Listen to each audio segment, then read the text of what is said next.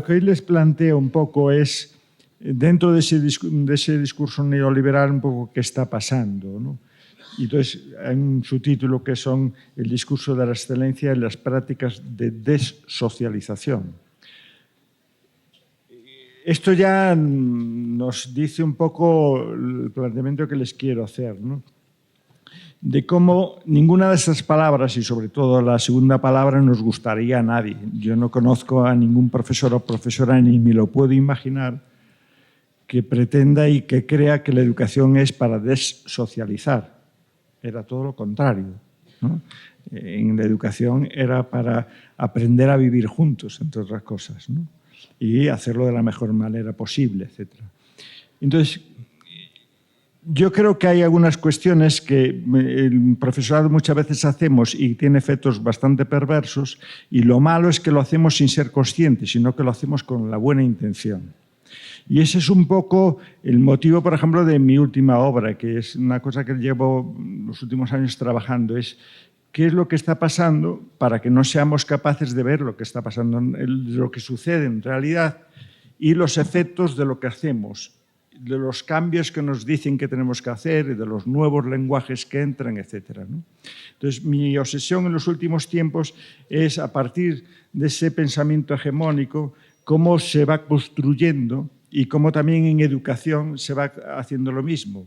Es decir, de cómo desde el poder, desde las órbitas que controlan más las estructuras de poder político, económico, etcétera, que cada vez son más poderosas porque están globalizadas, ¿no? Nos van convenciendo de que hay cosas que son buenas, que hay visiones de la realidad que son las acertadas, que las otras son sesgadas, que son interesadas, incluso sesgan una palabra y dice están politizadas, y entonces el pobre Aristóteles se quedaría asustado de ver cómo se manipulan esos conceptos, ¿no? Y todo eso. Y entonces cómo eso se articula, y a través de todo lo que se podríamos decir un ejército de personas que van a colaborar en eso, medios de comunicación, y eso lo vamos aprendiendo, porque yo llego aquí a México y empiezo a mirar prensa y digo, qué barbaridad, ¿este qué está diciendo? Y me llama la atención, y entonces pregunto y digo, ¿este periódico a quién pertenece? Y digo, claro, ahora lo entiendo. Claro, eso ya nos dice, y eso nos está pasando en todos los países, ¿no? Entonces tenemos prensa, porque además, fijaros si es curiosa la cuestión, que encima dicen que tienen pérdidas. Y digo, pues dentro del capitalismo una empresa que pierde se cierra inmediatamente. Si se mantiene es que tienen pérdidas económicas y ganancias simbólicas. Y eso hay que pagarlo también. Entonces eso cambia. Entonces, en educación, cuando uno va mirando eso, y eso en educación, ¿cómo nos está pasando? ¿Cómo ese pensamiento nos lo están modificando? Y el profesorado, sin darnos cuenta, contribuimos también a reforzar ciertas estructuras políticas, sociales e ideológicas en las que estaríamos en desacuerdo si nos las plantean fríamente y claramente. Pues digo, ¿qué está pasando? Entonces, ¿cómo nos están moviendo la tierra debajo de los pies y sin darnos cuenta pasamos a hacer cosas con la mejor intención y que si fueran más claras igual estaríamos en contra, ¿no? Por ejemplo, si uno mira en las últimas décadas, por no hacer rastreos históricos, etcétera, veíamos que a medida que estábamos entrando en sociedades democráticas y había gobiernos democráticos, yo les hablo más desde la realidad española, que es la que tengo más datos, ¿no? Para que en la medida que esto está globalizado, uno va viendo que hay bastantes cosas que también están globalizadas aquí. Entonces, cuando nosotros pasamos de la dictadura a la democracia, cambia el sistema educativo, todo, obvio. En una dictadura tú quieres conformar una mentalidad fascista, que las personas vean normal ese tipo de autoritarismos, de cosmovisiones que te plantean y legitimes todo lo que ese fascismo está haciendo. Cuando llegas a una sociedad democrática, claro, si es democrática, la ciudadanía que venía de una sociedad autoritaria no está acostumbrado, no sabe ser democrática. Es decir, aprender a ser democrático no se estudia en una lección, ¿no? Hay cosas que se pueden estudiar, pero a continuación hay que practicarla y mucho. Y como no la practiques, Pues harás un discurso nominalista, poniendo palabras, pero tus prácticas no serán democráticas, ¿no? Entonces, hay que educar ciudadanas y ciudadanos. Eso ya es un concepto muy importante, porque eso estamos hablando de personas que viven en sociedad. Y lo que es más importante es que se sienten interdependientes, ¿no? Que nos necesitamos unos a otros y que necesitamos construir las reglas del juego y espacios para aprender esas reglas del juego para aprender a pensar unos en los otros. Necesitamos la política, ¿no? La política es el entre, es lo que nos dice cómo podemos relacionarnos, organizarnos para beneficiarnos todos y no para marginarnos unos grupos a otros grupos, etcétera, y para maltratarnos unos a otros. Y fijaros, es la primera vez en España que se plantea un debate de escuela pública, escuela privada, en otros términos diferentes. Es decir, si uno mira antes en la democracia, en la dictadura y hacia atrás, tú no necesitabas preguntarle a una persona, ¿tú de qué clase social eres? Lo único que decías, ¿tú dónde estudiaste? En un colegio privado. Ah, la burguesía o tal. No, mis padres son albañiles y yo estudié en una escuela pública. Bueno, ya me imagino que tenían que ser albañiles o algo por el estilo, o campesinos, sin tierras, etcétera, etcétera, con tierras muy pequeñas. Era eso. Ya estábamos estructurados y había dos sistemas educativos que daban formaciones diferentes para funciones sociales diferentes, ¿no? Uno para servir y los otros para dirigir, así a grosso modo. Claro, cuando entramos a la democracia decimos no puede haber una escuela en las etapas obligatorias, especialmente no puede haber escuela privada, porque entonces no aprendemos a vivir juntos. Estamos aprendiendo a vivir los iguales y entre iguales y a reproducirnos. E implícitamente, a través de esos otros medios de comunicación y cosas que vayamos viendo por ahí, vamos a empezar a ver a los otros como incluso enemigos, como sospechosos, porque es donde vamos a proyectar nuestros prejuicios, etc. Todo lo que nos van construyendo los otros medios, etc.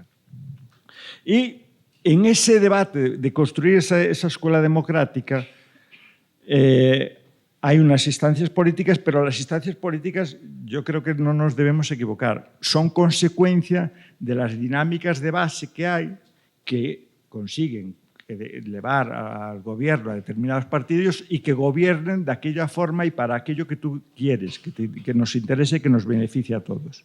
Entonces, el discurso que se está construyendo entre partidos políticos, sindicatos, profesores y profesoras, movimientos y agrupaciones, grupos de profesores y profesores, es empezar a revisar qué es eso de educar, etc. Y fijaros si vamos articulando el discurso, que a medida que avanza esa democracia vamos haciendo una definición donde cada uno de los términos de esa definición está cargadísimo de significado. Yo digo, mira, educar es educar ciudadanía. Primero es educar, no es entrenar ni amaestrar, ni domesticar. Ciudadanía, no clientes ni consumidores. Culta e informada, es decir, que en la medida que se informe y conozca y pueda aplicar el conocimiento disponible para analizar y ver lo que está pasando, va a comportarse de una forma u otra. Activa, tiene que actuar, como ejercer eso de la ciudadanía. No es algo que se tiene y que se cuelga en una pared, se ejerce. Somos ciudadanos y ciudadanas desde que despertamos hasta que dormimos. Democrática, se relaciona con otras personas de una forma justa, crítica, con lo cual significa que eso se ejercita, no se estudia, se practica. Y con la información ejerces también eso, ¿no? Que sea suficientemente divergente. Inclusiva, que estemos todos, que no falte nadie en ese mismo espacio que se llama la escuela. Y optimista, eso es muy importante, ¿no? Es decir, la educación es para abrir esperanzas, para abrir expectativas de que las realidades se pueden transformar. No construir el negativismo de que esto es así, o como diría Margaret Thatcher, esto es lo que hay y no hay alternativa. Para eso, claro, al mismo tiempo vamos pensando en ese estudiante que en principio no nos enseñaban antes de la psicología y que no existe, ¿no? Una niña cuando tiene 3 años o 4 años está en la etapa no sé qué y hace eso. Vale, a nivel general. Pero claro, el problema es que este vive en este barrio, con esta familia, con estos problemas y todo eso. Y eso no estaba. Y claro, empezamos a ver ese estudiante y decimos, esta persona tiene que tener confianza en sus capacidades y posibilidades. Porque en la escuela tradicional que analizábamos y conocíamos, víamos que según entraba en la escuela, inmediatamente le decía, mira, tú no sirves. De una manera u otra, ya te iban construyendo ahí de que todos tus defectos, te los iban sacando, inventando y construyendo, algunos que no eran. Y entonces es dotar de confianza al alumnado sus capacidades y posibilidades. Y a partir de ahí, con eso es donde la participación de la ciudadanía, de las familias, de los propios profesorado y las instituciones políticas y de formación y actualización de profesorado van diseñando planos o deben diseñar los plazos para hacer realidad eso, no al revés. Entonces, y a partir de ahí hacer las modificaciones que sean. Es decir, se trata de ir a aprender a vivir juntos. Pero en ese aprender a vivir juntos, nosotros íbamos viendo que aunque lo intentábamos con las mejores intenciones, en realidad acabábamos construyendo nosotros. Y que había, muy pronto aparecía la categoría los otros, ¿no? Que eran fundamentalmente aquellos que no estaban allí contigo. Y algunos que estaban allí dentro y que disimulaban que eran de los otros, ¿no? Porque hay muchas personas que están en las aulas y que están ausentes en todos los contenidos y todas las realidades y todas las interrelaciones que se producen con ellos. Es decir, es ese sentido común, etc. En eso, a medida que íbamos avanzando desde esa concepción democrática, de la sociedad democrática y aprender a ser democráticos, ejerciendo esa democracia en todos los espacios en los que estábamos, pues íbamos viendo eso, como enseñar, en realidad teníamos que preocuparnos de aprender a reconocernos, desmontar los prejuicios múltiples, evitar discriminaciones, socializarse, convivir, cooperar, aprender a trabajar juntos, ver si tratarse como iguales, que es dificilísimo, ¿eh? Es decir, y que nos costaba, porque los programas oficiales no hablaban de esto. Un día había una lección que te enumeraban esa cosa y tú lo memorizabas y lo repetías como un loro. Pero no, esto era la cotidianidad y como las rutinas más básicas que hay en las aulas, teníamos que aprender a verlas de esta forma. ¿En qué medida iban esa? Y no perdíamos de vista esto. Porque si no, esto acababa, pues como suele acabar muchas veces incluso hasta en las leyes y muchas programaciones nuestras. En la primera lección aparece todo este objetivo de la filosofía que queremos plantear y al día siguiente ya se nos olvidó. Y en la medida que se nos olvida, es fácil que nuestro sentido común construido anteriormente nos traiciona y nos haga hacer todo lo contrario de lo que es todo este tipo de filosofías. Fíjense que en la medida que seguíamos con esta mentalidad democrática, íbamos perfeccionando mucho el pensamiento, porque de repente decíamos, cuidado que tenemos a un colectivo como pueden ser las mujeres que tienen muchos problemas, no son reconocidos, el conocimiento que tenemos fue construido para construir su inferioridad, etc. Y entonces decíamos, tenemos que hacer una educación no sexista, no racista, no homofóbica, etc. No. Pero a medida que también nos íbamos profundizando y analizando las prácticas que poníamos para eso, víamos que habíamos caído en otro error.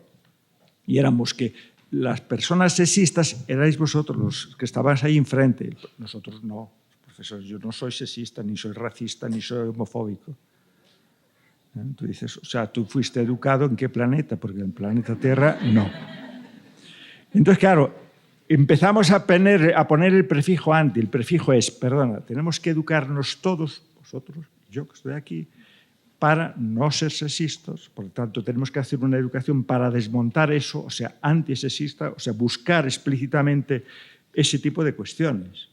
Y eso se fue avanzando mucho, porque hoy todos los movimientos políticos más progresistas, feministas, de todo tipo, estamos hablando de micromachismos y cosas de eso. Fijaros si fuimos afinando la mirada en la medida en que esto no lo perdíamos de vista, ¿no? A qué niveles de finuras íbamos llegando.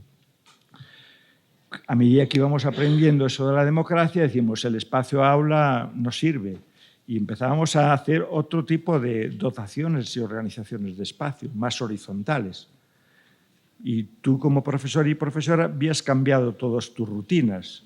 Decías, tú pasas a ser un moderador, un organizador de espacios, un creador de ambiente, pero no el que tiene la verdad que les vas a iluminar a los demás y que los demás tienen que reproducirla, ¿no? Todo eso. Pero uno va viendo día a día lo que está pasando ahí y dices, aquí está pasando algo raro. Y es que a medida que aparece esa cosa que se llama neoliberalismo, especialmente cuando ya cae el muro de Berlín y ya llegamos al fin de la historia que decía el Fukuyama famoso, pues cambia también. Es decir, el sistema educativo nos empiezan a mover la tierra de debajo sin darnos cuenta, porque esto no nos enteramos.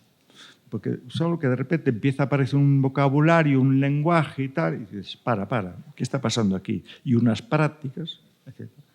Entonces, claro, me parece que si enunciamos claramente la filosofía de ese tipo de personalidades que ahora necesita este modelo, luego vemos a través de qué práctica se va generando y podemos ver en qué medida nuestra tierra se está moviendo sin darnos cuenta o ya podemos, incluso estoy yo también equivocado. Y entonces, claro, ya no hablamos de ciudadanía. Esa es una palabra que ya no se utiliza. Clientes, ¿no? Tú vas a coger un ambiente y dicen, los clientes de no sé qué tal, los clientes de este comercio, no sé qué, usted es cliente de aquí, tiene la tarjeta de nuestro comercio, etc. Es decir, tú empiezas a tener posibilidades de acceder a ciertas cosas en función de las tarjetas de crédito o de las tarjetas que tengas de fidelización de tal comercio o de lo que sea. Y tú empiezas a convertirte en empresarios de sí mismo, que diría Foucault. Y eso es claro. Si en una facultad organizas un acto como este, espero que esto sea la norma y que no responda a este modelo, el alumnado lo primero que te diría, dice, ¿dais certificado? Claro, yo invierto en mí mismo. Si hago el esfuerzo de venir aquí, yo quiero la recompensa, un papelito para que el día de mañana, mi currículum, una persona que acaba una carrera viene con un montón de papeles y dice, ¿de qué? ¿No? Digo, todavía, ¿qué es lo que hiciste? Esta conferencia, este congreso. Digo, vale. Y entonces eso, son personas que ya empiezan a invertirse en sí mismos, lo que a mí me sirve. Y aparece una palabra maravillosa de moda, que es... ¿Qué pasó? Porque aquí se fue. Aquí. Se está yendo y déjame ir a ver. Que aparece una palabra nueva, a ver si esto se corrige o no. Aquí está. ¿Qué es el emprendimiento? El sistema educativo, es decir, tenemos que educar emprendedores. Que en principio, dices, está bien, lógicamente. ¿No? Pero emprendedor es una persona que tiene iniciativa para hacer cosas, para hacer negocios. Entonces, el emprendimiento es cómo hago y aplica lo mismo que hace el capitalismo y utiliza el mismo conocimiento que creó el capitalismo para generarse, que es eso que se llama esas nuevas materias, carreras y especialidades, que es el marketing y la publicidad. Es decir, es frente a lo que el señor de Crowley dijo allá por principios del siglo XX, de que teníamos todos unos intereses básicos, unas necesidades básicas y que a todos nos interesaba lo mismo, normalmente a las estaciones del año, hoy a nadie le interesa eso. Hoy te interesa no sé qué coche, qué reloj, o qué ropa, no sé qué cosas. Es decir, pusieron el conocimiento al servicio para generarnos necesidades y hacernos infelices porque el pantalón que quiero comprar, que viene ahora una nueva moda, no tiene no sé qué bobadas esas. Eso lo habíamos inventado en educación, la historia de la motivación. Pero eso nos olvidó. Ahora son ellos los que lo hacen. Nosotros ahora evaluamos. Vale. Y a partir de ahí aparece la educación privada. Pues eres cliente, por lo tanto, hay familias que pueden pagar, que paguen aquí, todo eso, y ya empezamos a segregarnos, todo eso. Y todos vivimos en un barrio que somos iguales. Y tenemos un centro donde vamos los mismos. Ya está. Y si viene alguno despistado, de otra etnia, otra clase social, otra religión, etc., decimos, nosotros aquí es que no tenemos recursos para tal, yo creo que estaría mejor que fueras al centro público, que ellos sí saben. En España los expulsan así. Aunque el discurso es libertad de elección de los centros, no de las familias. En realidad se trata ya de conformar todo eso y de transformar el sistema educativo en un mercado. Por eso está la privatización de todo, de todo. O sea, hay negocio con todo, desde el uniforme que vienes aquí, hasta la comida, hasta los libros, lo que sea, todo. Es decir, es ya la consecuencia de ese cambio, de ese capitalismo que cuando estamos antes de la crisis de los 80, que todavía estamos no había caído el muro de Berlín y estamos todavía con eso de que hay una cosa que se llama capitalismo, pero claro, tenemos una alternativa que hay el socialismo. Cuando cae todo eso, los discursos empiezan a cambiar y empieza ese capitalismo a ser el capitalismo neoliberal, financiero, ya no es el capitalismo industrial, porque ya estamos en la cuarta revolución industrial, ya no vamos a tener tantos obreros y obreras que tengamos que enseñarles a obedecer, a entrar puntuales y cosas por el estilo, porque eso lo van a hacer los robots y vosotros ya, los demás, vamos a sobrar todo eso. Y aparece lo que es la economía productiva, los bienes inmateriales, todo lo que es la producción postindustrial, y aparece eso, la sociedad del conocimiento. El propio Castell dice mejor sociedad informacional, porque el conocimiento lo valoró todas las sociedades en todo el mundo siempre. La dimensión informacional le da un toque económico. Es aquel que muchas personas quieren, ¿no? Y ahí tenemos, Bill Gates es el más rico, no es el que tiene más propiedades, que yo sepa. Bueno, igual las compró luego, pero primero tuvo un conocimiento que nos vendió a todos y que todos necesitamos y por lo tanto lo vende muy caro. Y yo creo que eso cómo se va mudando todo eso, pues empieza a ver cómo de repente quienes empiezan a opinar sobre educación, y lo que es más importante, quienes empiezan a ser escuchados para ver qué dicen sobre la educación, ya no son esos que yo pongo ahí en esa columna sin voz. El profesorado, eso a nadie le interesa. Entre ellos que hablen lo que quieran. El alumnado, por favor, ¿qué van a saber? Las familias, nada. Nada de eso. Sindicatos. Yo utilizo la palabra sindicatos porque en España y en Europa es sindicatos. Son voluntarios, de afiliación voluntaria, y hay muchos en función de muchas ideologías. Lo digo porque no en todos los sitios es iguales, no lo sé. Entonces hay muchas veces que me dicen eso, y digo, mira, la historia de Europa, el estado del bienestar, todos los grandes avances que hubo en Europa son incomprensibles si no tienes en cuenta el papel y el rol que desempeñaron los movimientos de sindicatos. Salvo en los momentos de dictadura que teníamos el sindicato vertical y los sindicatos clandestinos, prohibidos.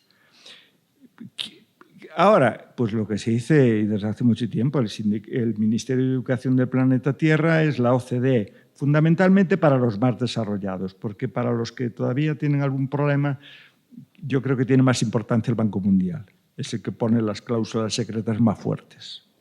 Y luego todo ese tipo de organizaciones, FMI, todo ese tipo de cuestiones, organizaciones filantrocapitalistas, que es la Fundación Bill Gates, estos generosos que se preocupan de la educación, etc. Todo esto. Y eso va cambiando. Fijaros si va cambiando que en España cuando entra el Partido Popular, lógicamente la derecha más capitalista, más salvaje y más neoliberal, pues hace una nueva ley, que es la que tenemos hoy todavía vigente. Y los dos primeros borradores que sacan a la luz públicas, así para que los viéramos, de una ley que es organizar el sistema educativo desde 0 años hasta 18 años, ¿no? Porque la primera etapa que tenemos nosotros es educación infantil, que es 0-6.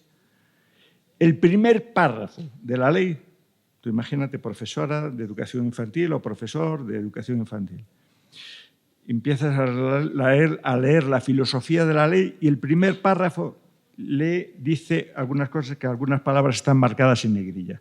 La educación es el motor que promueve la competitividad de la economía y el nivel de prosperidad de un país.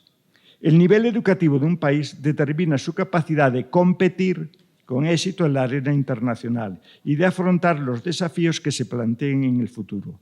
Mejorar el nivel educativo de los ciudadanos supone abrirles las puertas a puestos de trabajo de alta cualificación, lo que representa una apuesta por el crecimiento económico y por conseguir ventajas competitivas en el mercado global.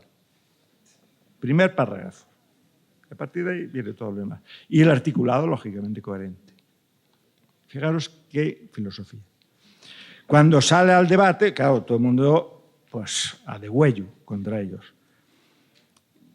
Y entonces cambian el preámbulo. Ponen una palabrería así más tolerable, pero no cambiaron el articulado. ¿Qué se equivocaron al principio? Que hicieron un articulado que no se correspondía a esto o al revés.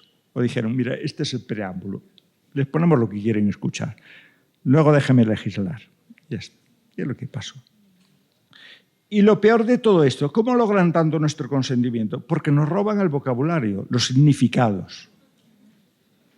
Y entonces empiezan a aparecer palabras todas maravillosas que dicen calidad. Hombre, ¿que quiere un sistema educativo que no sea de calidad? Por favor.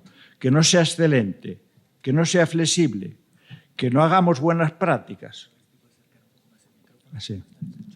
Por favor, sí. Que no hagan buenas prácticas los profesores y profesoras. Nadie dice eso. Todos decimos, bueno.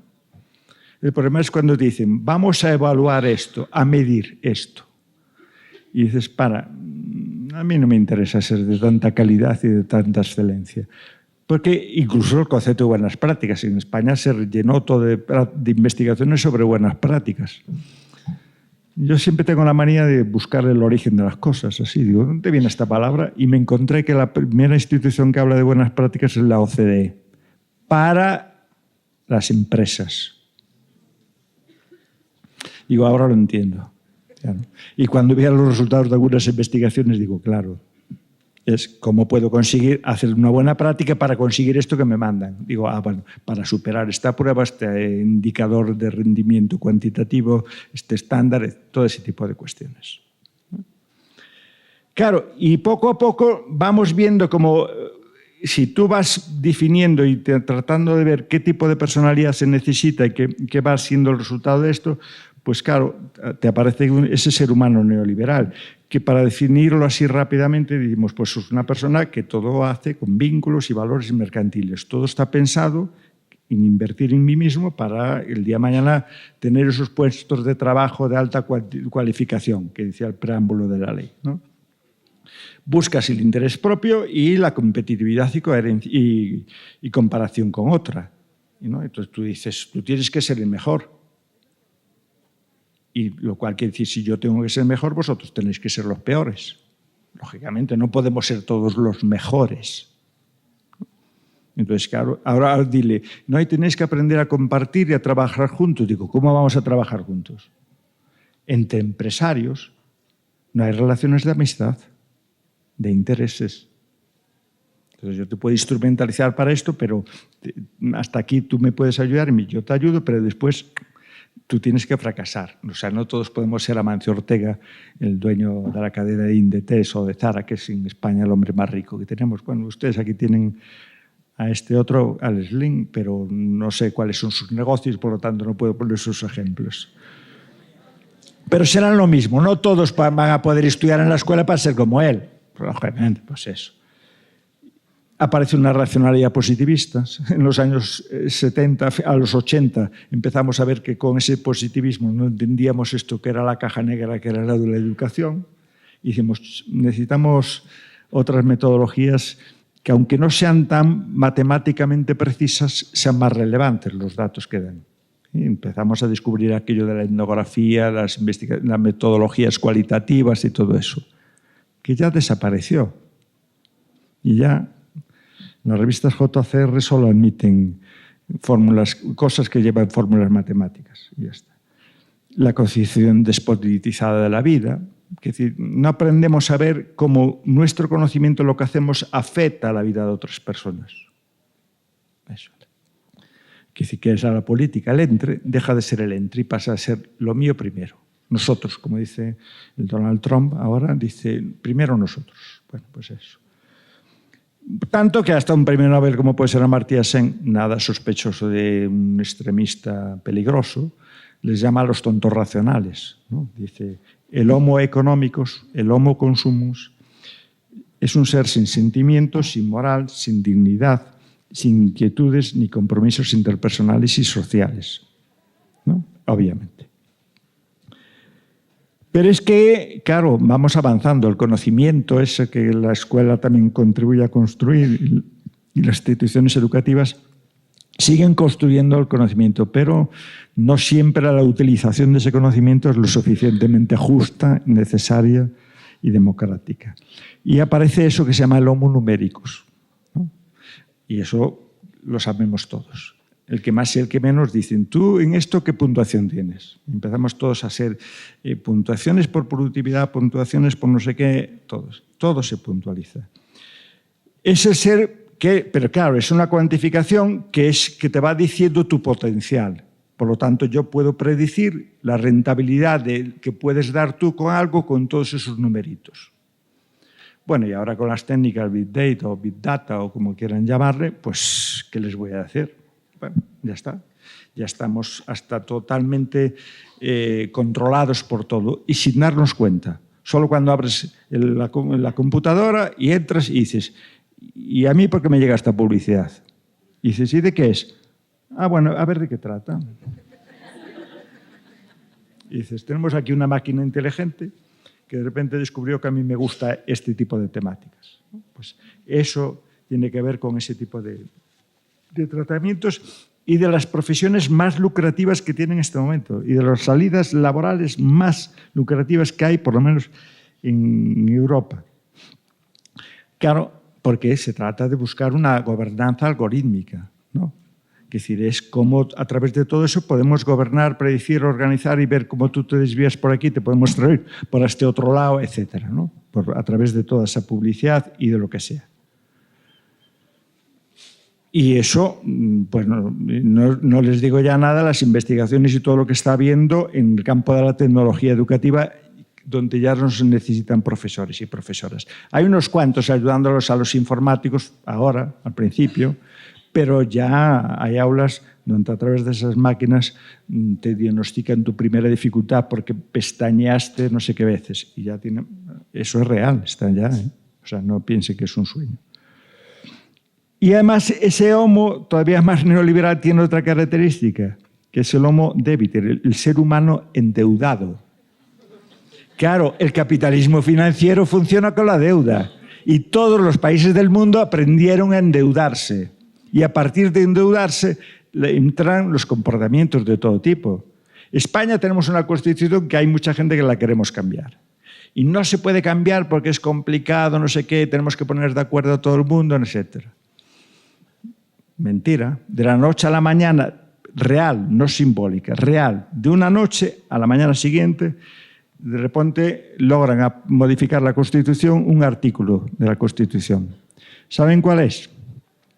Que España, antes de hacer una planificación económica y de organizar el presupuesto de este año, tiene que pagar la deuda que corresponde a los bancos europeos. Ya está. Y tú dices, pero mire, tengo unas necesidades que pueden ustedes demorarme eso. No, usted primero pague. Grecia, ¿sabéis lo que pasó? Pues fue por esto. España nos pasó lo mismo, nos pasó a todos los países, empezamos ahí. Y empezaron a decir, incluso el discurso oficial era que habíamos vivido por encima de nuestras posibilidades. Oye, yo voy un día, al poco tiempo había pasado que se hace pública esa frase, tomo un taxi y sale la conversación con el taxista y me dice, la verdad es que estuvimos viviendo por encima de nuestras posibilidades. Claro, yo le dije al taxista, digo, ¿usted se cree? ¿Usted vivió por encima de sus posibilidades? Digo, hombre, sí, me imagino que un día tomó una copa un poquito más cara o fue a un restaurante. Entonces el hombre empezó a pensar y digo, pues la verdad que tiene usted razón. Digo, bueno, pero nos habían creído a todos que habíamos vivido como jauja. Digo, ¿pero quién? Todo eso. Pero eso ya va conformando un tipo de moralidades dominantes. Aparece la cultura del esfuerzo. El Partido Popular, uno de los mantras más eficaces que tuvo, que además fue muy bien visto por el profesorado, hay que decirlo también, cuando se aplicó la educación, era que lo que fallaba ahora era que las nuevas generaciones no habían aprendido la cultura del esfuerzo. Entonces dice, claro, ¿no? Y debajo te metían de tapadillo que ya había igualdad de oportunidades. Y por lo tanto, como hay igualdad de oportunidades, las diferencias humanas serán por alguna cuestión genética, que la manipulación genética me imagino podrá corregir, y la otra es el esfuerzo, que todavía no creo que... Bueno, sí, ahora con los robocops y cosas de esas es posible que también. Y la gente se lo tragó. Y al final no nos gustó, claro, si yo suspendo a un estudiante y tengo ese mantra, digo, es que no te esfuerzas. Y me dice, pero si le dedico 2 horas al día a tu materia, digo, ¿ves? Es poco. Y cuando me digo una cantidad exagerada, todavía tengo una escapatoria. Y digo, ¿y tú tienes capacidades para estudiar aquí? ¿No te habrás equivocado? En ningún momento yo reviso, soy un manta en la programación que tengo, en lo que estoy haciendo, No, yo soy bueno. Entonces, cuidado porque eso en España pasó, ¿eh? O sea, hay palabras que a lo mejor a algunas personas les favorecen, pero son políticamente muy perversas. La moral de la promesa es devolver todo. A nosotros nos metieron una asignatura en el sistema educativo que se llamaba economía, que está muy bien. Falso. Se llama educación financiera. Tú no cuestionas el modelo económico de un país. Tú aprendes cómo funcionas con tu tarjeta de crédito, con tus cuentas, que puedes endeudarte, hasta dónde, etc. No cuestionas en ningún momento si ese banco te está cobrando unos intereses escandalosos o todo ese tipo de cuestiones. Eso es la educación financiera, que la evalúa PISA. Ustedes todavía tienen la suerte de que, a pesar de tener al gran jefe aquí, no les aplican esa prueba. Pero en España nos aplican la educación financiera. Ya llevamos 2 aplicaciones. Y tienen problemas porque los estudiantes no saben funcionar bien con tarjetas de crédito. Digo yo, a los 15 años. Vale, pues eso. La moral de la culpa, con esta cultura del esfuerzo, es que yo no me esforcé. Y entonces te vas hasta culpabilizando a ti mismo porque no te esfuerzas lo suficiente, no eres lo suficientemente productivo, por querer vivir por encima de tus posibilidades. Mira, esta es la autoexplotación. Y claro, ¿cuáles son, en ese tipo de personalidades que nos van conformando, cuáles son las enfermedades de hoy? Depresión, ansiedad, estrés, todos. Y muchísimos el suicidio. Es lo que más está creciendo, una proporción escandalosa. Aunque en mi país está prohibido hacer públicos estos datos por aquello que dicen que genera conductas de imitación. Pero uno puede acceder a los datos. Y son auténticamente preocupantes, ¿eh? La cantidad de gente que se suicida. ¿No? Claro, no ve expectativas ya de nada. Y tenemos un alumnado que de repente ni el virus del ébola fue tan perverso, porque ya están todos infectados con TDAH, trastornos de hiperactividad y atención. En mis tiempos nos decían los revoltosos. Yo estaba bastante catalogado por eso, porque me aburría. Y entonces, como te aburres, pues tal. Porque ese que mismo que es declarado TDAH es capaz de ver una película de 2 horas sin pestañear. Y digo, tío, muévete que tienes una patología. No, hacer cualquier cosa de esas que dura mucho, pero sin moverse. Pero llega a la escuela y mira por dónde es hiperactivo, tiene déficit de atención. Y tenemos unos laboratorios que están haciendo unos negocios increíbles con medicamentos como el Ritalin. Bueno, en cada país tendrán sus nombres, etc. Pero el profesorado lo mismo. El profesorado está todo depresivo, ansioso, quemado, todo lo mismo. Fíjense qué patología.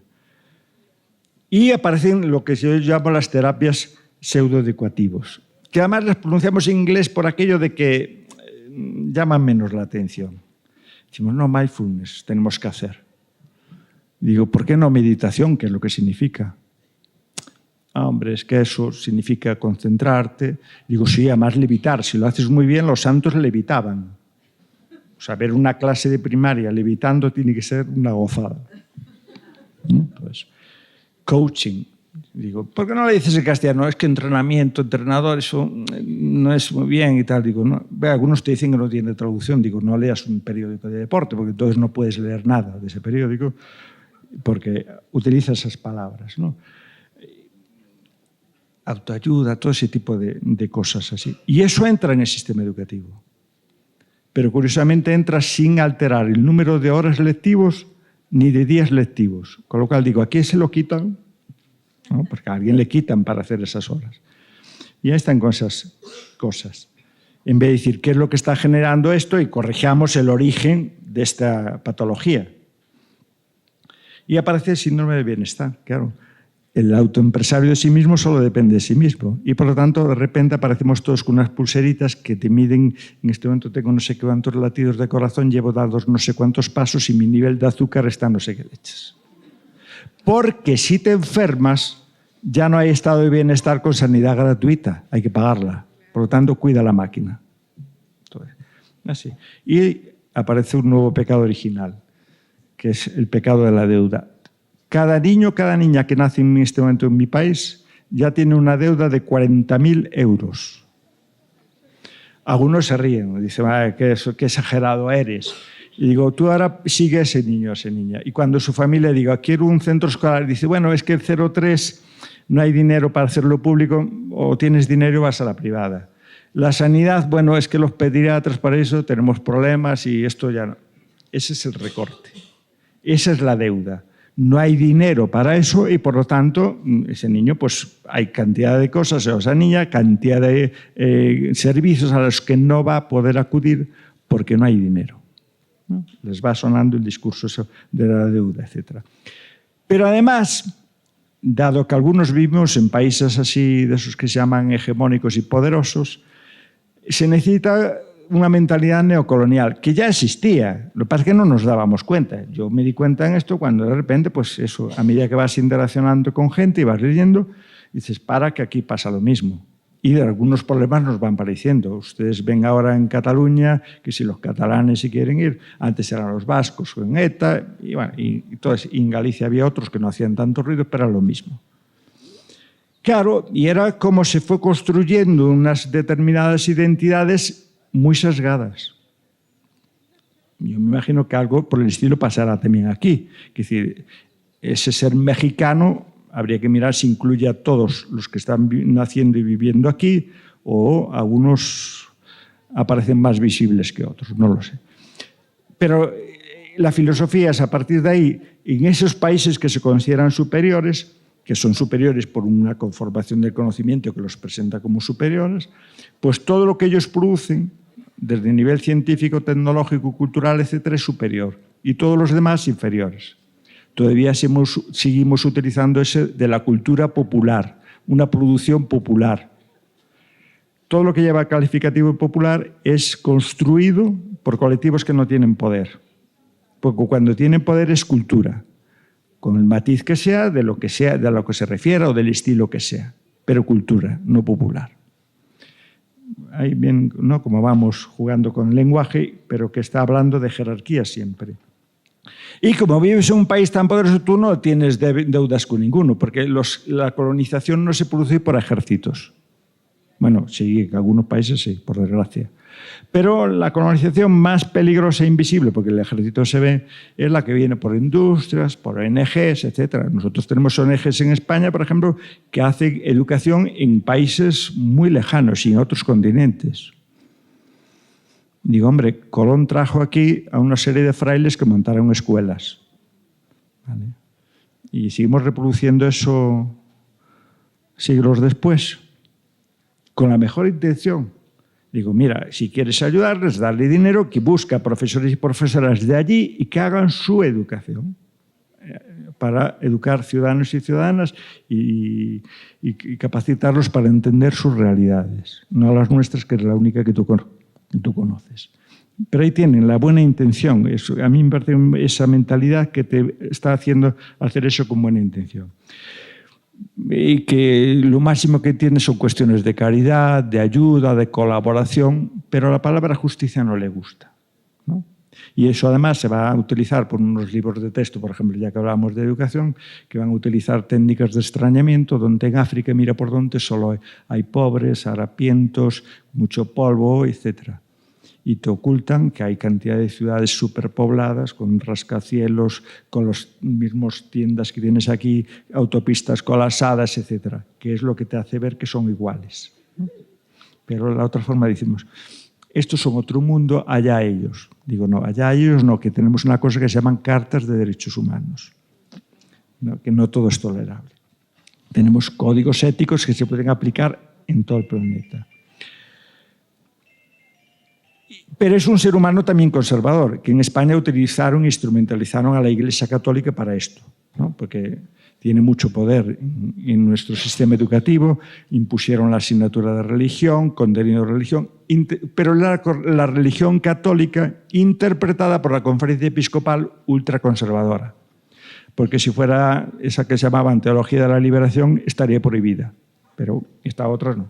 Porque es claro, es lo que va a jugar con todos los valores que hay ahí. Son seres sin empatía, porque desconocen a las otras personas, a los que son los otros, solo conocen a nosotros. Asumen que la vida es sufrimiento porque fuimos expulsados del paraíso, dice la Biblia. Por lo tanto, pues tienes que aprender a sufrir. Ya está. Entonces no puedes ser feliz. Todo el pensamiento de la Ilustración de repente lo metieron debajo de la mesa, porque decían, no, el destino del ser humano es ser felices aquí, porque en otro lado no sabemos si hay, y si lo hay, pues esperemos que todos seamos muy felices allá, pero por lo de pronto seámoslo aquí, y construyamos una sociedad para ser felices aquí. Eso desapareció, eso no puede ser. Sin libertad, porque está limitado por eso. Es decir, el típico ejemplo, tú estás trabajando aquí, te despiden, ¿y eso qué es? ¿Una injusticia o es una prueba divina? Pues no lo sé. Pues que hay muchas personas que no son nada religiosas y cuando tienen una enfermedad así muy grave, de repente se convierten en beatos. Y creen que fue Dios que les estaba dando una prueba. Y digo, ¿y no sería mejor mirar a ver si es que nos están envenenando empresas con transgénicos, insecticidas y cosas por el estilo? Pues, claro, y refuerza la cultura patriarcal, ¿no? Por favor. En todas las religiones. Porque el Islam ahora la gente los ve por los velos. Digo, en mi país, mi abuela yo nunca la vi sin pañuelo fuera de casa. Porque tenían que llevar el pañuelo, cosas por el estilo. Es decir, y los valores de ese conservadurismo político y que se refuerza con eso, pues son también la resignación, la indignación ni de broma, ¿no? Obediencia, sacrificio, caridad, esfuerzo, paciencia, etc. Todo ese tipo de cuestiones. Y la cultura del miedo, ¿no? Porque si no, Dios te va a castigar, por lo que sea. Y fíjense si es importante. En España tenemos muchas editoriales de materiales curriculares y libros de texto. La inmensa mayoría de ellas controladas por organizaciones religiosas. Con lo cual, imagínense la libertad de pensamiento de esos libros de texto. Es una de mis líneas de investigación es análisis de materiales curriculares. Vamos, podría poner millones de ejemplos de barbaridades que tienen que ver con eso, ¿no? Hay uno que está quedando con el tiempo muy ajustado, porque si no les podría contar algunos que son bastante bárbaros. Y hay solo dos grupos laicos, por así decir, que no son religiosos. Pero en España tenemos la enseñanza privada y concertada, dominada por la Iglesia. Y lo que es más importante, los espacios donde se educa la burguesía, las clases más altas y las clases medias. Por lo tanto, si tú quieres que esos grupos sean los que lean tus libros, les garantizo que no hay ninguna diferencia en la perspectiva ideológico-religiosa entre Santillana y, yo qué sé, y la editorial SM, que son los marianistas, etcétera, todo eso.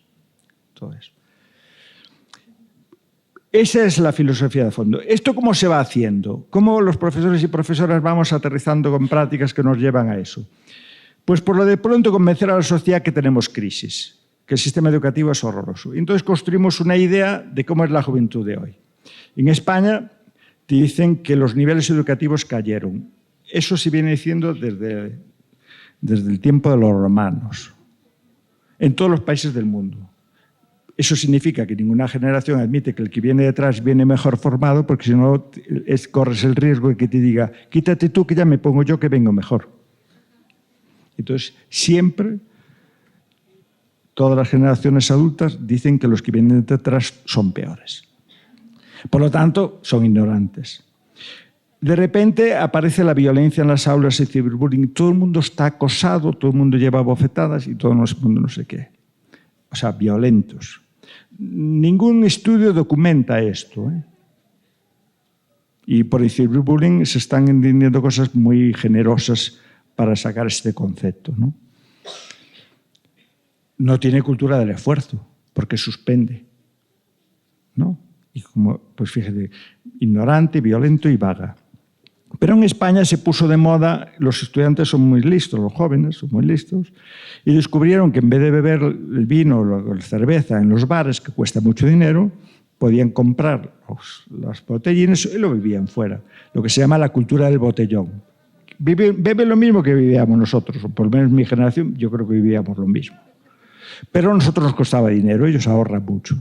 Y entonces te dicen, es que la cultura del botellón, como hacen ruido porque están en las plazas, pues dicen, encima son borrachos.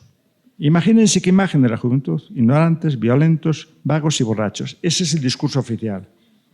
Con lo cual dice, mira, hay que entrar en vereda. Pero el profesorado nos dice lo mismo, al de la pública. Son ignorantes, están muy mal formados, no están actualizados. Mira, PISA lo dice. Lo dice PISA. Somos ignorantes. Son muy autoritarios, son adoctrinadores, son distantes con las familias, no quieren hablar con las familias, con el alumnado mantienen una actitud distante, poco amigable, etcétera, etcétera. Son vagos.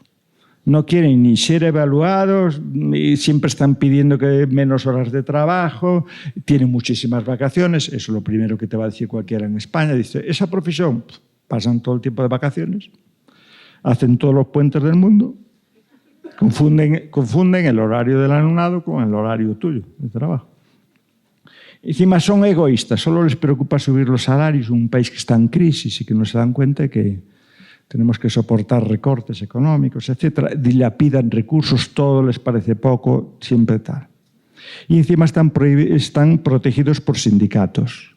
Es decir, los sindicatos en España son muy activos porque, claro, la forma también de ganarse la afiliación es en la medida que el profesorado vea que consiguen cosas, ¿no? Entonces, defiende mucho de eso. Entonces, con este panorama, ¿qué vamos a hacer? Pues a ver si vamos a enseñanza a la privada, que este tipo de profesorado ya se encargan de que no sea así, todo eso.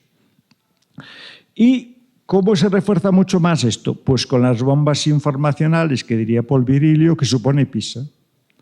El mismo día, a la misma hora, en todos los países del mundo, nos lanzan los resultados de PISA. Aparece Gurría allí diciéndonos qué características tienen, etc.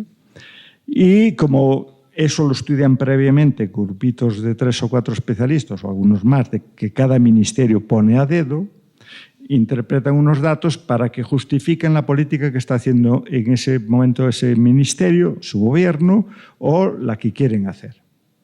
Entonces te dicen, esto pasa, esto y tal. Porque si se dan cuenta, luego pasan 3 años, en los 3 años siguientes empiezan a saber estudios de gente que accede a eso y dice, pues no están diciendo esto, están diciendo esto otro. Y luego utilizan unas magnitudes, dicen, hay una diferencia de 20 puntos y uno que está acostumbrado a pensar de 0 a 10 dice, fíjate, hasta menos 10. ¡Qué barbaridad!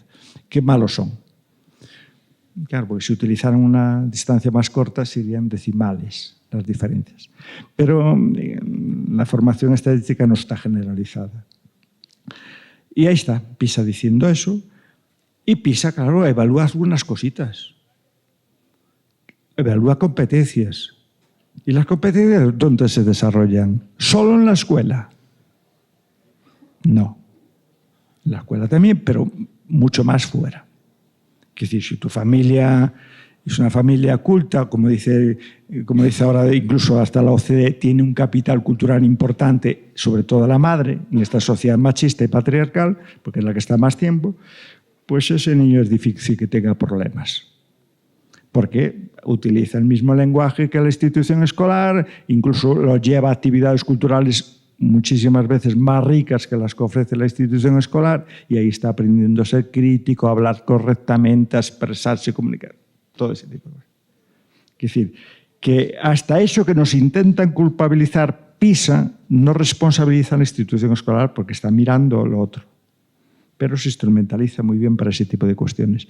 Y ahora, además, como PISA hace pruebas individuales a cada colegio que le solicite, usted va en España y en todas las ciudades siempre hay un colegio que dice los resultados de PISA en nuestro colegio superan a Finlandia.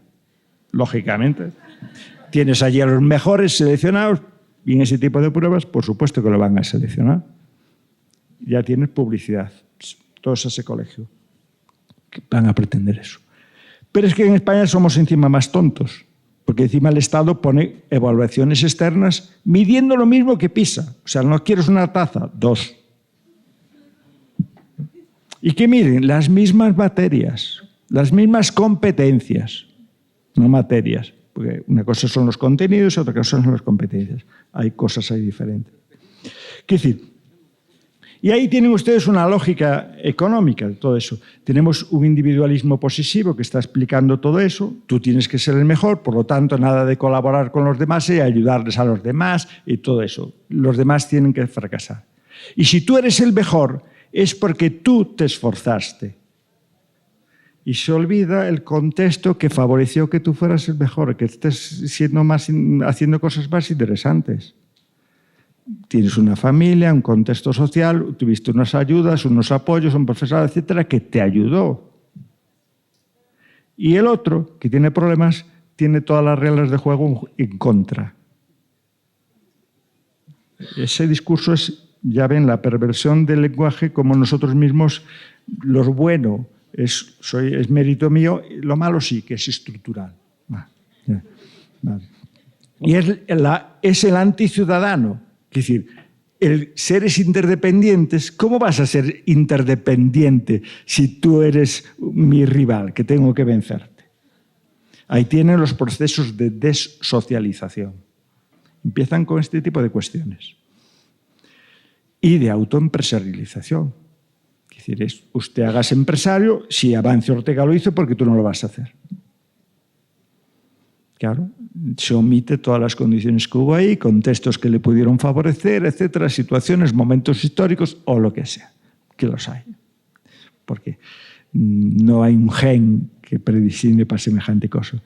Y aparece otra vez de nuevo una técnica que utiliza mucho el conservadurismo y el neoliberalismo. Es psicologizar los problemas sociales. Las cuestiones son psicológicas, son de tu interior, de tus estructuras, capacidades, prejuicios. La psicología tiene la culpa. Una psicología no social, sino que está más en cuestiones más desociales, por decirlo, más aisladas, más descontextualizadas, etcétera, porque quieren ver qué tenemos en común todos los niños y niñas de 4 años. Y entonces, claro, esa psicologización hace que tú eres el culpable de lo que te pase en una empresa, de que te despidan, etcétera, porque no hiciste rentable eso. Pero si se dan cuenta, lo que estamos hablando es que el conocimiento que pasa es importante. La jerarquía de materias que más o menos siempre tuvo todo estudiante, sabemos que hay materias que son importantes y materias que son Marías, pues son las de PISA. Y todo eso, no pretendo que lo lean, pero ya ven que hay unas cuantas cosas, que era lo que antes llamábamos educación integral. El ser humano ese que va desarrollando todas sus destrezas, conocimientos, competencias, etcétera, para responder y comprender el mundo en el que está viviendo y pueda participar en ese mundo. Entonces, ¿quién mide los conocimientos literarios, históricos, la cultura artística, la educación para la ciudadanía, la capacidad democrática, la capacidad que tiene esta persona de debatir, convertir, trabajar en equipo, sus prácticas democráticas? ¿A quién interesa eso? Y de repente, claro, nos aparece que todo el mundo de las ciencias, humanidades y las artes son las Marías.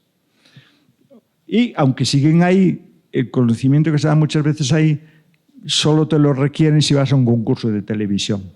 Te van a preguntar, ¿en qué año se produjo fulanito y tal? Bueno, ya está, fulanito. ¿Quién escribió tal obra? Ah, fulanito. ¿Tú leíste las obras? No, pero sé que escribió eso. Ah, bueno, ya está. Ya, entonces ya sabes historia, arte, literatura, etc.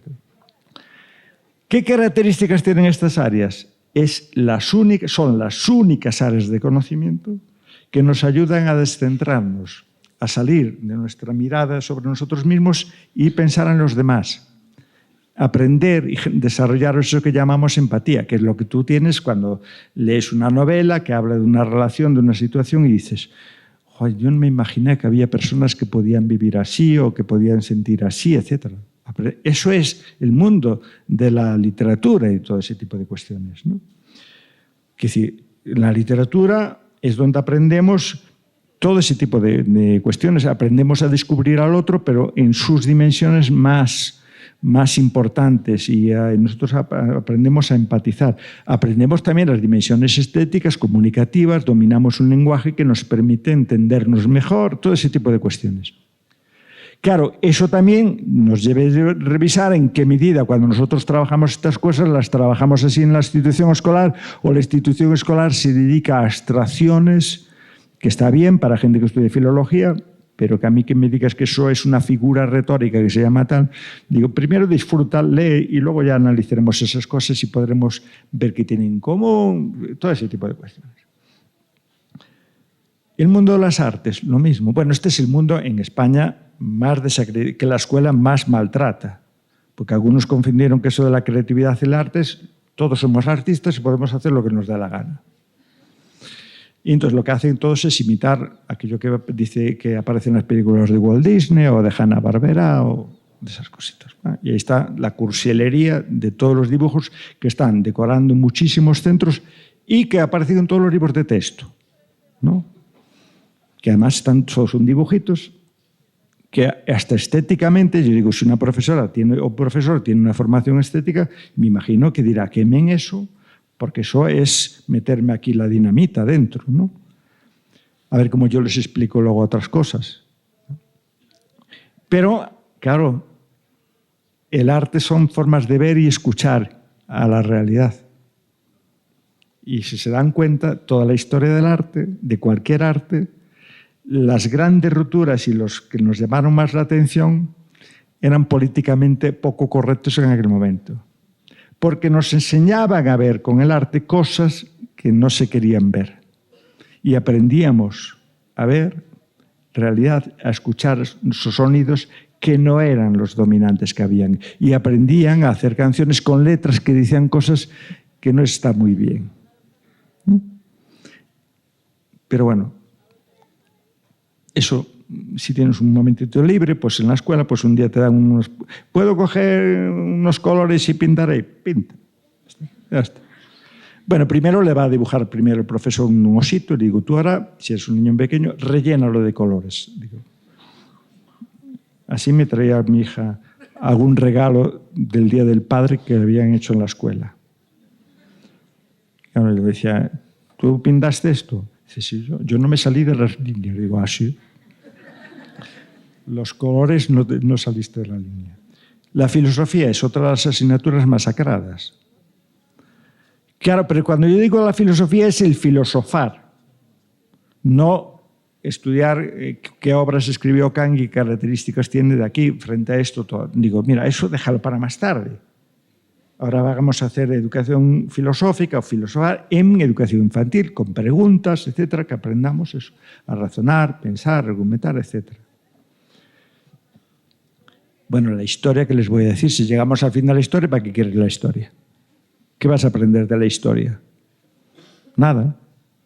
Quiere decir, porque la historia era, si no estamos en el fin de la historia, es como en el pasado superaron alguna cuestión que es parecida a esta. Y podemos aprender de esto y hacer esto y hoy lo podemos utilizar para eso. Así utilizamos siempre la historia, ¿no?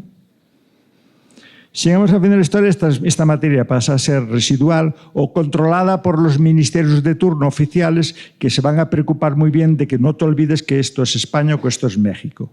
y cuáles son los héroes de tu país y todas esas cosas. Y todos los países ahora de repente están poblados de poblaciones amnésicas que están todo el día mostrando su bandera. Digo, claro, no te olvides, no sea que te olvides que estás viviendo en México, en país, en España, en Francia o en Estados Unidos.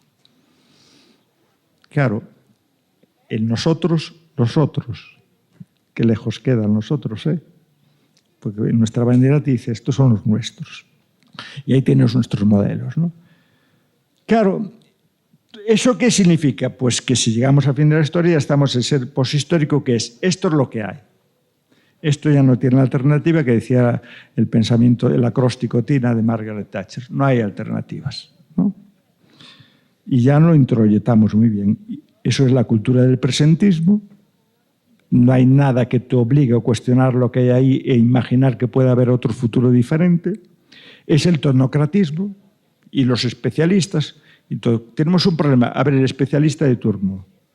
Y bueno, el especialista de turno puede dar su opinión. Ahora nos tiene que convencer a los demás de que esa es la solución y que otras alternativas puede haber ahí.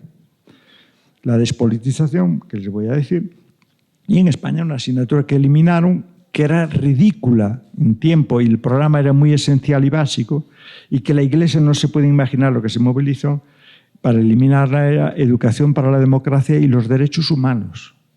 Y los únicos derechos humanos que decía que esta ley que reconocía allí eran los derechos humanos de 1949. Y digo, ¿todos los demás? ¿Y cuáles son los que faltan por los que seguimos luchando? Bueno, pues eso le parecía tal. Y encima, como decía que había que aprender la Constitución, y nosotros decimos que hay personas que son gays, lesbianas y que hay matrimonios gays y lesbianas, la Iglesia dijo, por favor, fuera. Eso no aparece en ningún libro de texto, ¿eh? Yo nunca vi una familia monoparental en un libro de texto, un ejemplo, un ejercicio, una imagen. Gays, por favor, excomunión. ¿Qué es la urgencia? Donde están obsesionando todos esos políticos, organizaciones que decíamos allí de la OCDE y todo eso. STEM. Además lo pronuncian así, hasta en inglés, que suena más bonito. Es la tontería que tenemos de considerar nuestros idiomas que nos sirven. Digo, mira, hay palabras que son perfectas. ¿Saben de qué hablaron en Davos en 2016 sobre el conocimiento que había que presionar a que los ministerios se estimulasen porque ahí estaba la clave del futuro, de la mejora de la humanidad y de todo? Pues son todas las tecnologías, conocimientos físicos y biológicos que hacen posible eso que se llama la cuarta revolución industrial. Y de repente te dicen, hay que meter a más gente estudiando robótica, nanotecnologías, inteligencia artificial, Internet de las cosas, todo ese tipo de cuestiones que aquí también les dirá. O sea, es hacer posible el biocapitalismo y el tecnocapitalismo. Porque no se les pase por la cabeza que yo pongo en cuestión que no hay que saber esas cosas. Al revés. Muchísimo de todo eso. Son áreas de conocimiento y mundos de conocimiento y tecnológico que son maravillosos, utilizados por seres bien formados, no por sabios ignorantes. ¿Sabe? Ese concepto de sabios ignorantes lo utiliza un filósofo español que se llama José Ortega y Gasset en 1930. Y dice, esos son muy peligrosos, saben de una cosita, pero hablan con tanta autoridad que hablan de todo, porque son especialistas solos en esa cosa. Luego ya a finales, más tiempo, descubrimos los efectos colaterales, ¿no? Planificaban una autopista y de repente saltaba todo el mundo a protestar, los que no eran ingenieros de caminos o ingenieras de caminos. Porque aquí no te diste cuenta que aquí hay no sé qué población de animalitos y aquí vive gente, que este pueblo vive porque pasa una carretera por delante y paramos porque ella hace un queso maravilloso. Entonces, y no pasa por aquí ahora la carretera. No se los había pasado a estos que tienen mucho conocimiento. Entonces, todo este conocimiento, que es maravilloso, le permitió a los nazis hacer barbaridades. Y hoy permite hacer bombas maravillosas y están matando a distancia como si estuviera jugando un videojuego. Quienes están haciendo eso no son los fracasados escolares. son quienes más éxito escolar tuvieron en algunas materias.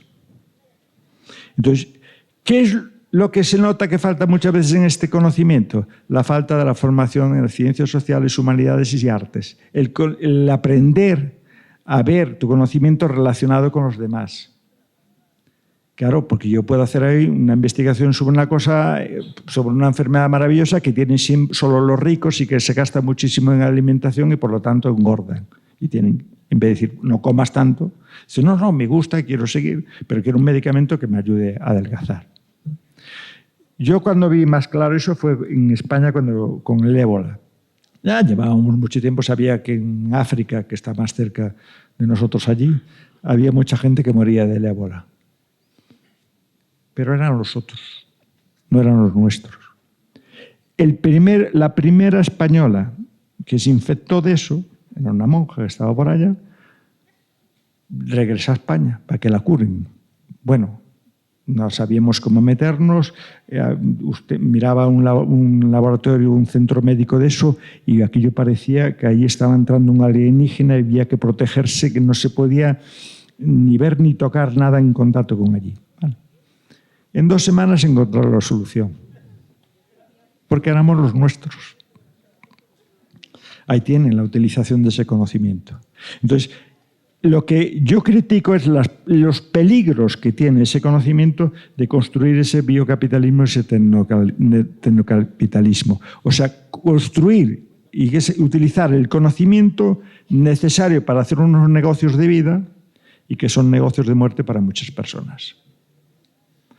Entonces, eso es la cuestión. ¿Y cómo se va haciendo todo esto? Pues estas materias son las más importantes, se visibilizan, se evalúan externamente. Y lo que es más importante, el currículum básico ya no te dice solo qué contenidos tienes que trabajar, sino que el decreto nuestro, donde le especifican, ya te detallan qué contenidos hay que trabajar, lo que hay que hacer dentro de las aulas, que no se debate democráticamente. Democráticamente solo te dejan opinar sobre las competencias. Lógico. Son las mismas desde educación infantil hasta el último año de universidad. Y me imagino que hasta que te mueres, ¿no? O por lo menos hasta que tienes Alzheimer, ¿no? Claro, expresarse mejor, ser crítico, etcétera, etcétera. ¿El sobre qué? Ya es otra cuestión. Objetivos, contenidos, competencias, criterios de evaluación, estándares de rendimiento y resultados de aprendizaje evaluables. Bueno, lo que se llamaba antes las taxonomías de aprendizaje operativo, yo creo que todavía tenían un poquito más de libertad. Y Ángel Díaz Barriga sabe bien eso porque él trabajó bien ese tema. Y te dice la ley, no piensen que es interpretación mía, los estándares de aprendizaje deben ser observables, medibles y evaluables y permitir graduar el rendimiento o logro alcanzado. Su diseño debe contribuir y facilitar el diseño de pruebas estandarizadas y comparables. ¿Cómo podemos hacer sino un ranking? Y el ministerio dice, no, está prohibido los rankings. Digo, póngalo por ahí. Póngame eso, que yo ya sé ordenar, cualquier ciudadano o ciudadana sabe ordenar de 1 a 10, de mayor a menor y de menor a mayor. Y, por si todavía no te matizaron también, dice, utilizaciones de calificaciones numéricas de 1 a 10. Ahora, hace un ejercicio para ver si este sabe para 6, si este sabe para 5 y este 4 óptico.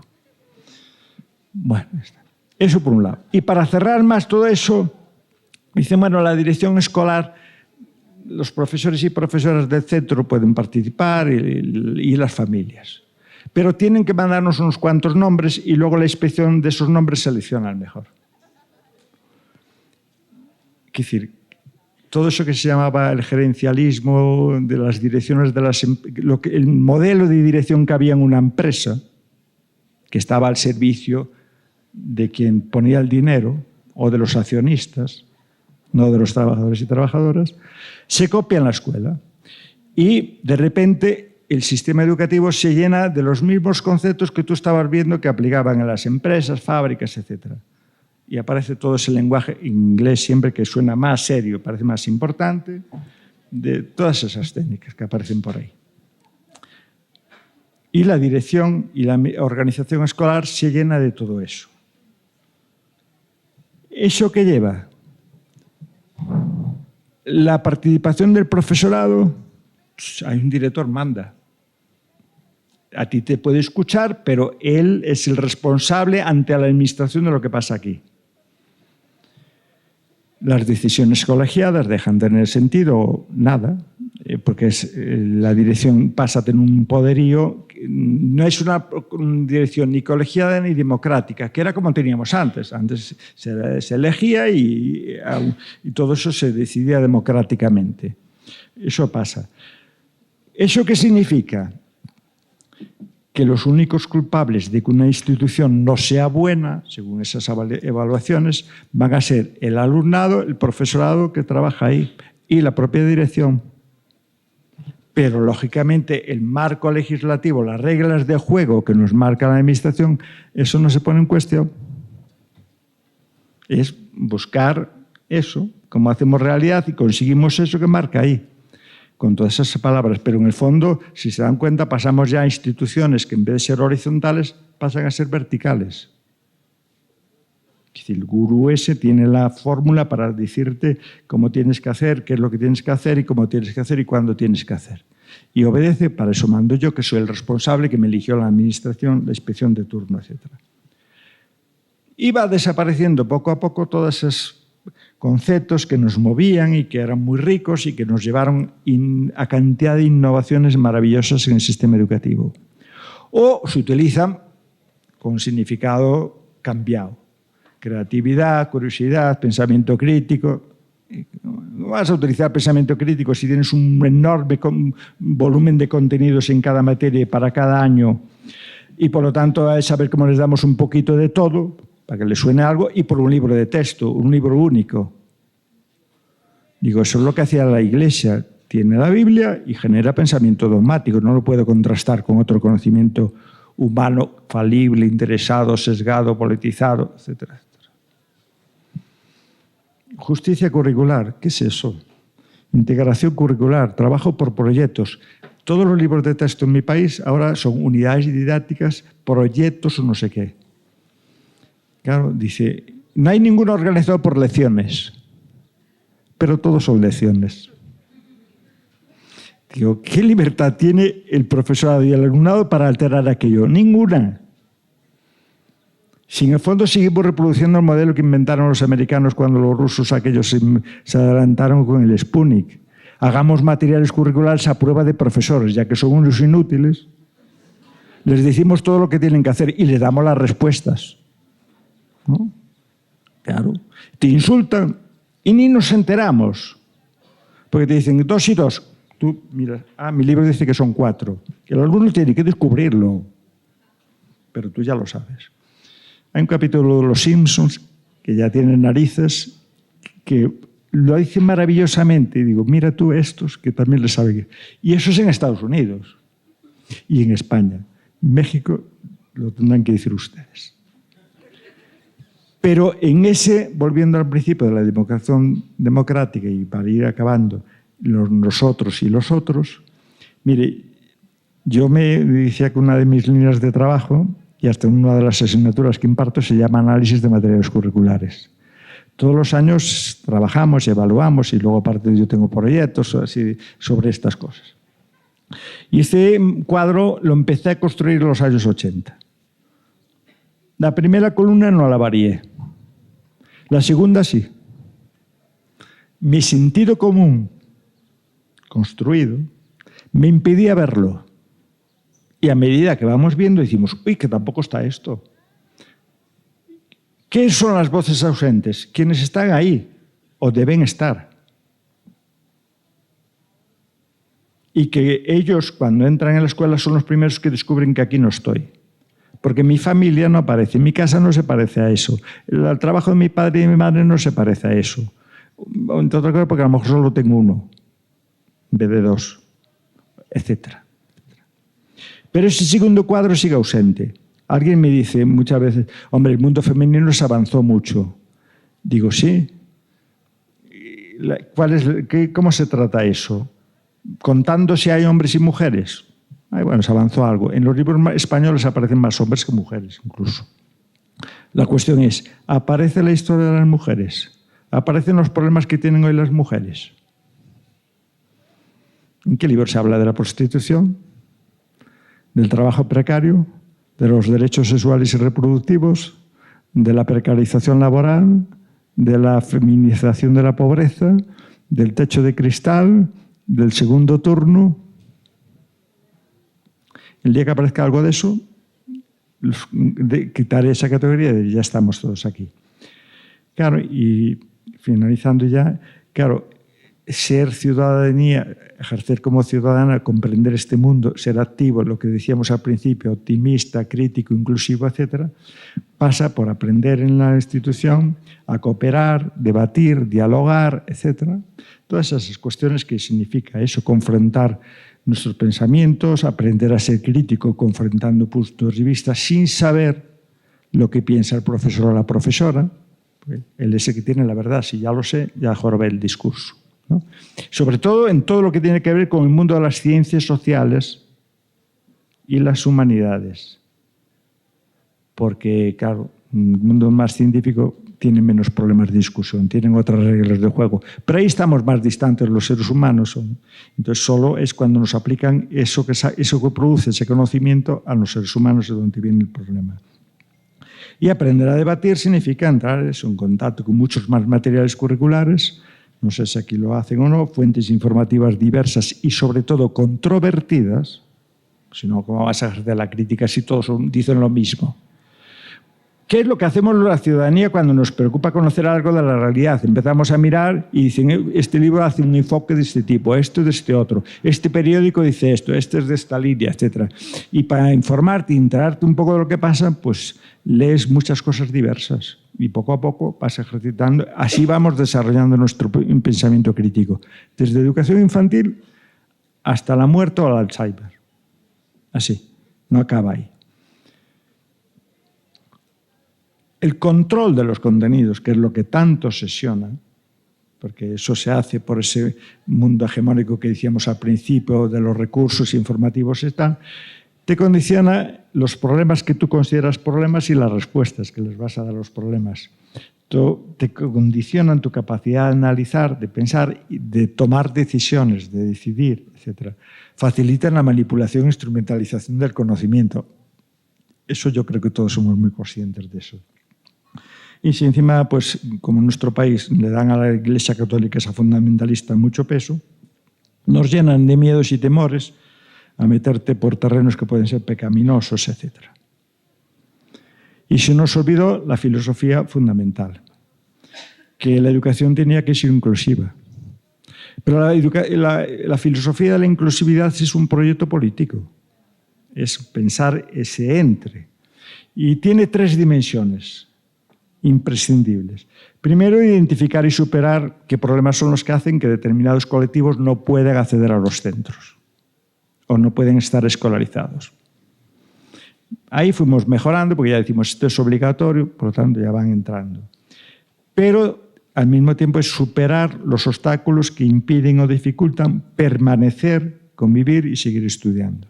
Porque una cosa es que entres y otra cosa es que ya, según entres, encuentres rápidamente la puerta de salida. Aunque quedes allí demorado, estás en primera línea para la primera vez que puedes salir para afuera. Que responda a los intereses y necesidades y aspiraciones de todo el alumnado, no de un grupito. ¿Y eso qué conlleva? Pues ser reconocido. Todos esos ausentes están ahí, no son reconocidos. Y que puedan participar democráticamente. No aprender lo que es el concepto de democracia, sino aprender a comportarse democráticamente. Y segundo o tercero y básico, tener éxito. En una etapa educativa obligatoria, el fracaso es que las reglas de juego están mal diseñadas. O que le dieron al Ministerio de Educación y, por lo tanto, a la escuela competencias excesivas y responsabilidades excesivas. Porque los gobiernos no tienen un único ministerio, el Ministerio de Educación. Tienen muchos ministerios. Cada uno de esos ministerios interviene y debe intervenir sobre la misma realidad y el mismo contexto social en el que está ese centro escolar. porque tiene que crear condiciones suficientes, porque el éxito escolar está condicionado por diversas dimensiones más básicas. Primero, dimensiones conceptuales o contextuales, como el capital cultural que tienen las familias, las características del barrio, el pueblo donde estás viviendo, las experiencias y la comunidad vecinal y las expectativas que tienen sobre quién eres tú, qué posibilidades tiene, qué poder y qué valor tiene la educación. Los propios problemas familiares. Es decir, si tú vives en una familia que todo esto te sale muy positivo, que tengas fracaso escolar, bueno, es prácticamente es imposible. Ahora, teniendo todo esto, que tengas éxito escolar, es para que le hagamos un monumento a la persona esa. Luego, claro, a partir de si eso que es básico, que tiene que ver con muchos ministerios interviniendo ahí, no solo nosotros, pues a partir de ahí tiene que ver las políticas curriculares, las políticas vigentes, las programaciones que hagamos, la formación, la dotación de recursos que tenga ese centro y la formación y actualización que tengamos nosotros y que nos permitan y nos posibiliten o incluso nos obliguen a hacer, porque yo creo que es obligación pública también responsabilizarse de que los profesionales que tenemos ahí estén bien formados, estén bien actualizados, todo eso. Eso condiciona ese tener éxito. Si hay estudiantes que fracasan en esas etapas educativas, la genética no tiene la explicación. Somos los seres humanos los que tenemos esa explicación. Porque la perversidad de esa educación inclusiva es que quienes no tienen éxito aprenden hasta a autoodiarse y autoculparse a sí mismos, aunque luego los exterioricen de otra forma, que eso ya lo decía hasta el psicoanálisis, ¿no? Las conductas de inferioridad, de superioridad, eran manifestación de conflictos de inferioridad. Bueno, esta cosa. Pues sigue siendo cierto, etc. Y yo creo que esa es una cuestión muy importante.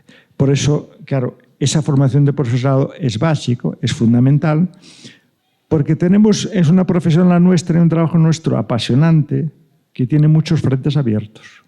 Y por lo tanto necesita una formación muy exhaustiva, muy buena y muy continua, porque en mis momentos se están publicando cosas nuevas y algunas a lo mejor es muy interesante que las conozcamos porque nos ayudan a entender mejor lo que hay ahí, etc. O sea, eso es lo que ahora llaman ya aprendizaje a lo largo de la vida. Bueno, lo mismo, antes decíamos permanente, pues, aunque luego busquemos disquisiciones, etc. Bueno, perdonen por el palizón que les acabo de dar, pero ya que los tenía ahí delante, solo dice cautiva. Gracias.